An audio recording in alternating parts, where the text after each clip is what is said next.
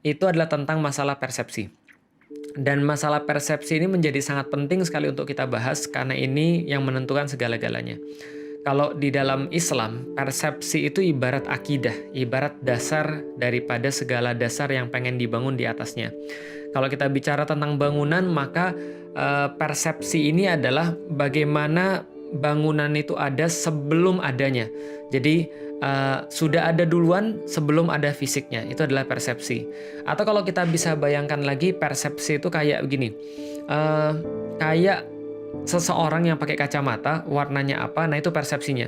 Contoh misalnya, ketika ada orang yang pakai kacamata berwarna hitam misalnya, mendadak semua di depannya menjadi lebih gelap. Kalau dia pakai kacamata warna merah, mendadak semuanya berwarna merah. Lalu kemudian dia nanya, kenapa ya semua depan saya itu warna merah? Dan dia mati-matian, ini warnanya merah, padahal putih misalnya. Tapi orang-orang yang bisa punya persepsi yang lain, mungkin dia bisa berkata dengan sesuatu yang lain. Atau melihat koin yang sama dengan dua mata koin. Ini juga namanya persepsi. Maka persepsi itu bisa dengan serta-merta mengubah segala yang ada pada diri kita. Mengubah cara kita memandang, mengubah cara kita memahami, mengubah perasaan kita, ataupun mengubah apapun juga pada kita. Ini fungsi daripada persepsi. Contoh misalnya, ketika saya punya anak, lalu kemudian ini contoh kan katanya harus ekstrim. Contoh, ketika anak saya bawa di mobil, saya ada 4 anak. Di mobil saya sama istri saya sama 4 anak saya, kita pulang kampung. Lalu kemudian tiba-tiba ada bau. Kalau ada bau berarti pasti ada yang ngeluarin bau, ada yang kentut. Lalu kemudian saya tanya, siapa yang kentut?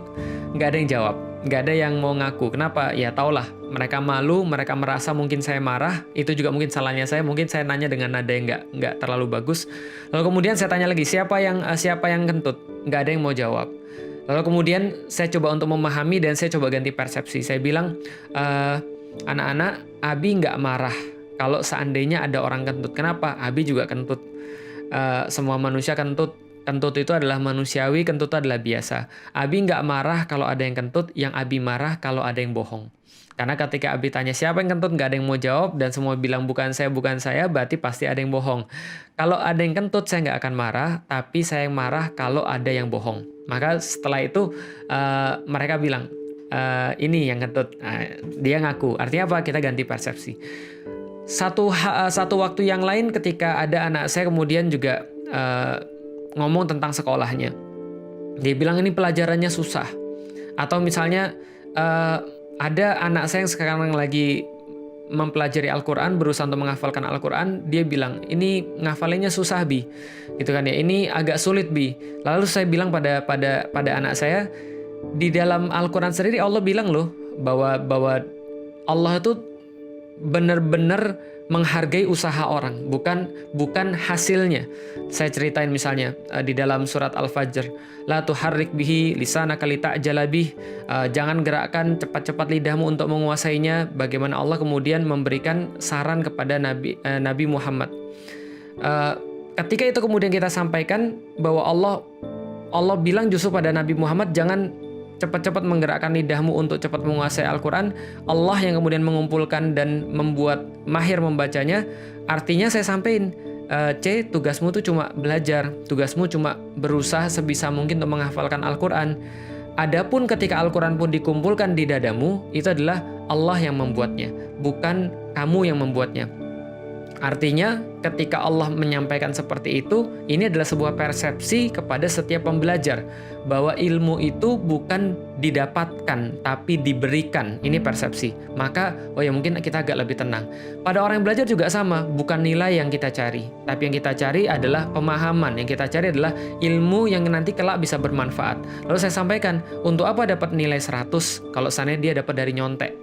Mendingan kemudian dia dapat nilai 80 tapi dia nggak nyontek. Tapi kalau dapat 30 nggak nyontek, terus gimana? Iya, artinya dia kurang belajar. Kan yang penting prosesnya. Kalau proses itu sudah maksimal, nanti dia dapat berapapun, maka itulah hasilnya dan kita bisa dapat kebaikan dari situ. Artinya, ini persepsi. Ketika kita mengganti persepsi, kita mengganti segala-galanya. Ada orang yang stres dengan hartanya. Kemudian saya sampaikan pada dia, kenapa kamu mau stres dengan harta? Emang kita pernah memiliki sesuatu? Enggak, kita nggak pernah memiliki sesuatu. Maka ketika kita nggak pernah memiliki sesuatu, adanya kita di dunia seperti tukang parkir. Yang tukang parkir itu ketika ada mobil datang, lalu kemudian dia markirin, ketika mobil itu pergi, dia nggak nangis. Kenapa? Karena itu bukan mobil dia, in the first place. Sama kayak kita nggak pernah memiliki apapun, maka kalau kita kehilangan apapun, katakan innalillahi wa inna ilaihi roji'un. Mind blowing, ketika orang sudah punya persepsi yang berbeda, dia akan punya cara pandang, dia akan punya cara bersikap, dia akan punya cara berperasaan yang berbeda seperti yang lain.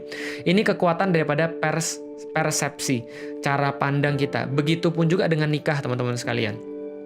Nikah itu yang pertama kali harus dilihat adalah persepsinya.